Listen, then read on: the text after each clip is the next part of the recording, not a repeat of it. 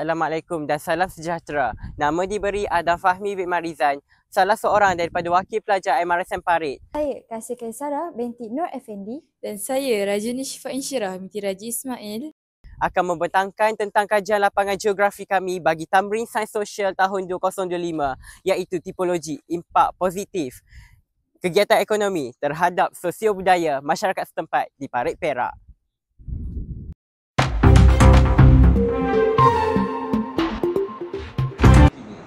Bank Negara Malaysia BNM melaporkan bahawa KDNK Malaysia berkembang pada kadar 4.2% pada tahun 2023 dipacu oleh pemulihan sektor domestik dan pelaburan asing. Bank Negara Malaysia juga telah melaporkan kadar inflasi sebanyak 3.3% pada tahun 2023 dengan kenaikan ketara dalam harga makanan dan perkhidmatan asas. Seterusnya kita beralih kepada kerangka teoretikal dan konseptual kajian, di mana kerangka konseptual terbahagi kepada dua pemboleh ubah, iaitu pemboleh ubah bersandar dan pemboleh ubah tidak bersandar. Di mana pemboleh ubah bersandar ialah tipologi impak positif aktiviti ekonomi dan pemboleh ubah tidak bersandar ialah sosio-budaya masyarakat setempat, iaitu masyarakat setempat di Parit Perak. Diteruskan dengan agenda yang pertama. Terdapat 5 objektif kajian kami. Yang pertama, menyatakan konsep serta tafsiran kegiatan ekonomi. Yang kedua, mengklasifikasikan jenis-jenis ekonomi utama yang terdapat di kawasan kajian. Yang ketiga, mengenal pasti demografi umum penduduk-penduduk. Yang keempat, mengenal pasti tahap penglibatan penduduk sekitar terhadap kegiatan ekonomi. Dan yang terakhir, menilai impak aktiviti ekonomi terhadap sosio-budaya masyarakat di sekitar kawasan kajian. Yang kita beralih kepada metodologi kajian, di mana kita telah membuat pemerhatian di lapangan, iaitu kami telah menurun untuk meninjau apakah aktiviti ekonomi dan bagaimanakah impaknya terhadap masyarakat di Parit Perak selama 2 hari. Yang kedua, membuat soal selidik dengan penduduk sekitar, di mana kami telah menggunakan instrumen kajian iaitu instrumen SWLS dan juga instrumen Social Capital.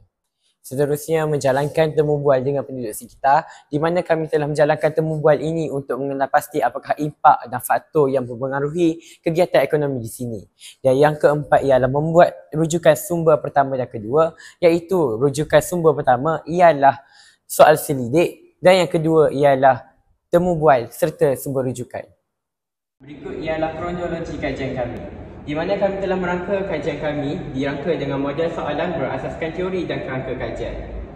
Yang kedua ialah pengambilan data, di mana kami telah menemuan dan mengambil data daripada penduduk tempatan. Dan yang ketiga, pelaksanaan analisis data, di mana kami telah menggunakan analisis deskriptif berserta inferensi. Dan yang keempat ialah inovasi dan implementasi. Kami menggunakan data kami untuk analisis dan pengadaptasian kepada program pembangunan model insan. Seterusnya kita beralih pada reka bentuk kajian, di mana kami telah menggunakan kajian yang berbentuk kualitatif, di mana kami telah menggunakan dokumen-dokumen rasmi kerajaan, contohnya draft rancangan tempatan bagi Majlis Perak Tengah. Yang kedua, kuantitatif, di mana kami telah menggunakan sumber daripada responden. Populasi kajian kami iaitu sebanyak 233 orang dan kami telah mengambil sampel sebanyak 150 orang berdasarkan jadual Krejci dan Morgan tahun 1970. Instrumen pula, kami telah menggunakan instrumen soal selidik Satisfaction with Life Skill SWLS dari Edina pada tahun 1985. Dan kami juga telah menggunakan soal selidik Social Capital Instrument daripada James Coleman 1988. Untuk analisis pula, kami telah menggunakan analisis deskriptif dan juga kami telah menyertakan sekali dengan inferensi. Kita bergerak kepada rasional kajian. Yang pertama, memahami hubungan antara ekonomi dan kehidupan masyarakat dari segi sumber pendapatan dan kos sara hidup. Kemudian, meningkatkan kesedaran terhadap pembangunan yang mampan demi memastikan kesejahteraan generasi pada masa kini dan akan datang. Dan yang terakhir, mengaitkan teori dengan realiti sosial yang di mana kami telah menggunakan teori model sosial dan subjektif well-being.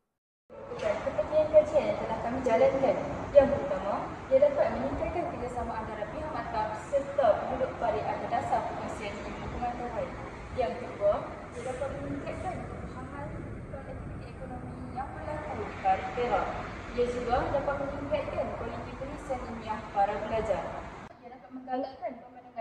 pembangunan ekonomi dua bandar yang mampan serta penjanaan modal insan bagi penduduk sekitar.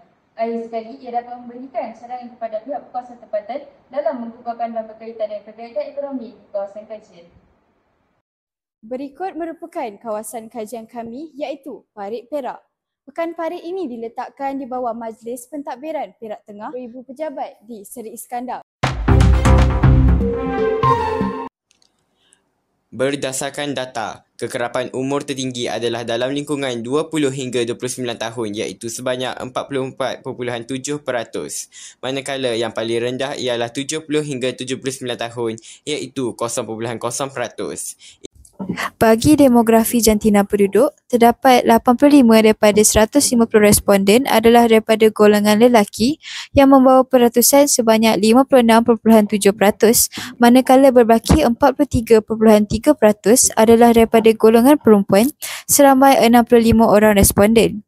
Berikut merupakan demografi status perkahwinan penduduk yang menjadi responden. 90 daripada 150 responden merupakan golongan yang sudah berumah tangga yang membawa peratusan sebanyak 60%. Selebihnya dibahagikan kepada golongan yang belum berkahwin dan perceraian. Jumlah responden yang masih bujang ialah 46 orang membawa peratusan 30.7%, duda sebanyak 9 orang dan janda sebanyak 5 orang yang membawa peratusan 9.3%. Seterusnya, demografi jenis etnik bangsa responden. Majoriti penduduk yang menjadi responden berbangsa Melayu yang membawa bilangan sebanyak 129 daripada 150 responden dan peratusan sebanyak 86%. Selebihnya merupakan kaum seperti Cina, India dan lain-lain. Seterusnya kita beralih kepada demografi penduduk dari segi pendidikan. Kesemua 150 responden kami berpendidikan menjadikan status tidak bersekolah sebanyak 0%. Di peringkat menengah rendah, kami telah mencatatkan peratusan sebanyak 1.3% ataupun 2 orang responden. Di peringkat menengah rendah pula, kami telah mencatatkan peratusan sebanyak 4.7% ataupun 7 orang responden. Di peringkat sekolah menengah atas, kami telah mencatatkan 10% ataupun 15 orang responden. Kita beralih pula kepada mod dalam data ini iaitu lepasan SPM atau Sijil Pelajaran Malaysia yang merangkumi sebanyak 38% atau 57 orang responden. Seterusnya, Sijil Tinggi Pelajaran Malaysia ataupun STPM dan Diploma yang merangkumi sebanyak 26% ataupun 39 orang responden. Di peringkat ijazah atau persarjana, kami telah mencatatkan peratusan sebanyak 18.7% ataupun 28 orang responden. Untuk lain-lain kelayakan seperti Sijil Kemahiran Malaysia, SKM dan lain-lain, kami telah mencatatkan sebanyak 1.3% ataupun 2 orang responden. Seterusnya kita beralih kepada demografi penduduk dari segi jenis pekerjaan. Yang pertama, majoriti penduduk bekerja sendiri sebanyak 34.7% ataupun 52 orang daripada penduduk bekerja sendiri, menunjukkan bahawa ramai penduduk cenderung memilih pekerjaan bebas atau mungkin terlibat dalam perniagaan kecil-kecilan. Yang kedua, pekerjaan dalam sektor swasta menjadi pilihan utama kedua. Seramai 47 orang ataupun 31.3% bekerja dalam sektor swasta, menandakan bahawa sektor ini menyediakan peluang pekerjaan yang stabil dan dipercayai oleh penduduk. Yang ketiga, masih ramai yang tiada pekerjaan tetap. Sebanyak 18.7% ataupun 28 orang tidak mempunyai pekerjaan tetap yang mungkin menggambarkan ketidakstabilan ekonomi ataupun kurangnya peluang pekerjaan yang konsisten. Yang keempat, peratus kaki tangan kerajaan ialah peratusan yang paling rendah. Hanya 15.3% atau 23 orang sahaja yang bekerja dalam sektor kerajaan, menunjukkan di sektor awam ialah lebih terhad berbanding dengan sektor lain. Seterusnya, bagi demografi jumlah pendapatan penduduk, berdasarkan data yang diperoleh, terdapat pembawa peratusan terbesar dengan nilai 68% iaitu jumlah pendapatan antara RM1,501 hingga RM3,000 dengan bilangan responden sebanyak 102. Seterusnya dengan peratusan 15.3% bersamaan 23 bilangan responden bagi pendapatan di bawah jumlah RM1,500. Bagi jumlah pendapatan antara RM3,001 hingga RM5,000 yang mencatatkan bilangan responden seramai 14 orang yang membawa peratus sebanyak 9.3 dan yang terakhir bagi pendapatan yang mempunyai nilai responden terkecil iaitu seramai 11 orang dengan peratus sebanyak 7.3% iaitu jumlah pendapatan di atas RM5,000.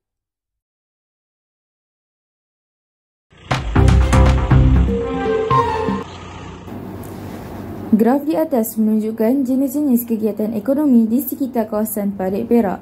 Terdapat 3 jenis ekonomi utama iaitu pertanian, perniagaan dan pendidikan.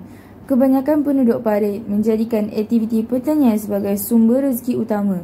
Dengan bilangan 74 daripada 150, kegiatan pertanian membawa peratusan sebanyak 49.3% dan antara yang tertinggi. Yang kedua, kegiatan perniagaan jelas dapat dilihat di Pekan Parit. 67 orang responden menjalankan aktiviti perniagaan dan membawa peratusan sebanyak 44.7%. Akhir sekali, kegiatan pendidikan yang membawa bilangan sebanyak 5 orang responden serta peratusan 3.3%. Seterusnya, tahap pelibatan masyarakat dalam aktiviti ekonomi di kawasan kajian. Terdapat 3 tahap pelibatan yang utama. Yang pertama, ramai masyarakat di kawasan kajian melibatkan diri dalam aktiviti ekonomi iaitu seramai 98 orang dengan peratusan sebanyak 21.8%.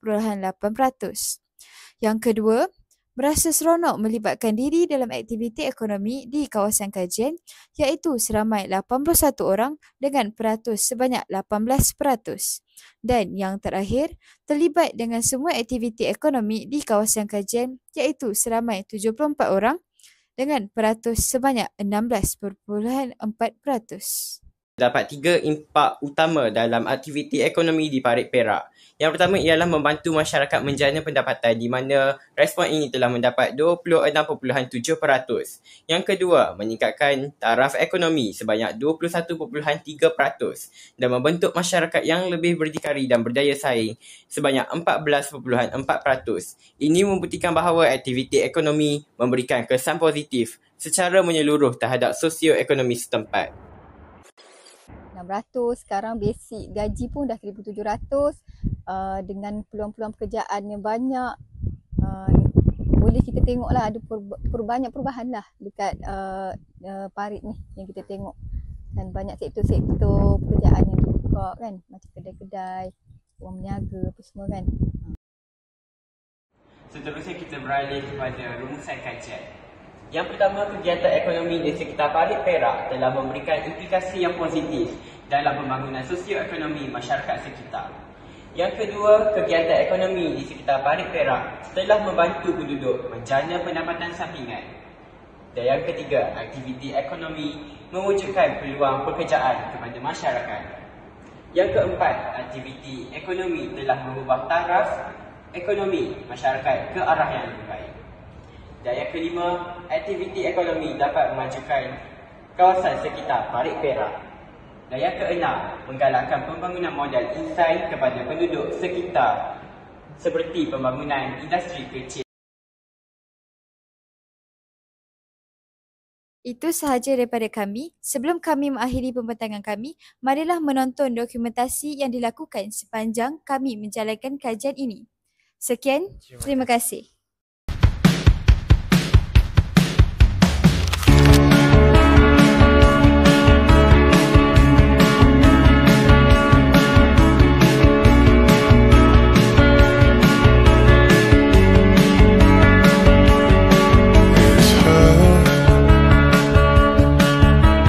Nothing else makes me feel high. She's like such a